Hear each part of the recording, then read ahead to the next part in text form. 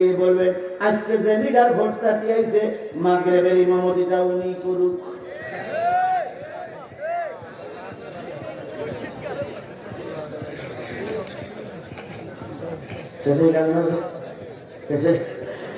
মাগরিবের ইমামতিটা উনি করুক।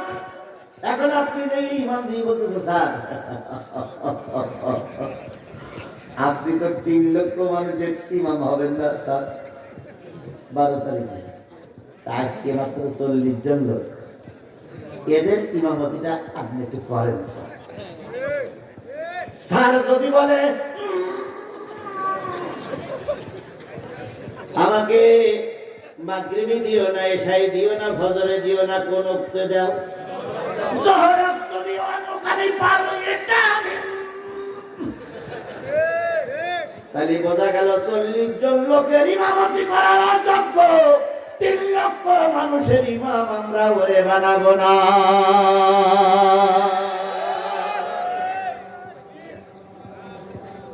কথা কি বুঝতে পেরেছেন আমার কথা?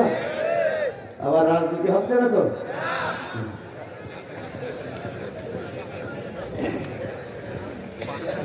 তাহলে আর একটু কি চলবে? এখানে লেখা ছিল কয়টা পর্যন্ত?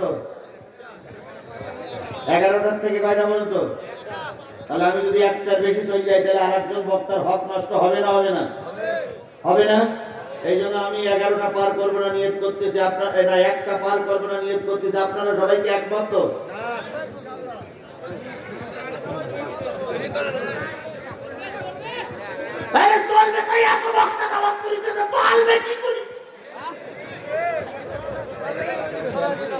আচ্ছা সবাই না যা করেন করেন, আমি আমার কথাটা শেষ করি। কয় শ্রেণীর মানুষ জাহান্নামের সামনে দাঁড়িয়ে আছে? এই কথা বলেন, কয় শ্রেণীর মানুষ? তার ভিতরে প্রথম যারা দাঁড়িয়ে আছে তারা কারা? তাহলে বেনামাজি যদি জাহান্নামে যায়, জান্নাতে যাবে কারা? তাহলে আজকে থেকে নিয়ত করতে হবে, আমি আওয়ামী লীগ বুঝি না, আমি বিএনপি বুঝি না, আমি জাতীয় পার্টি দল বুঝি না, আমি চরমোনাই বুঝি না, হাত টাকা বুঝি না। আমি বুঝি যেই দলে আলেম ওলামা বেশি, নামাজি লোক বেশি, ওই দলটা আল্লাহর জান্নাতি দল।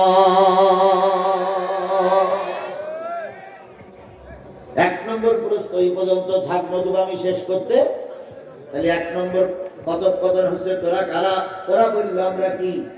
বেনামাজি। এবার জান্নাতি মানুষ,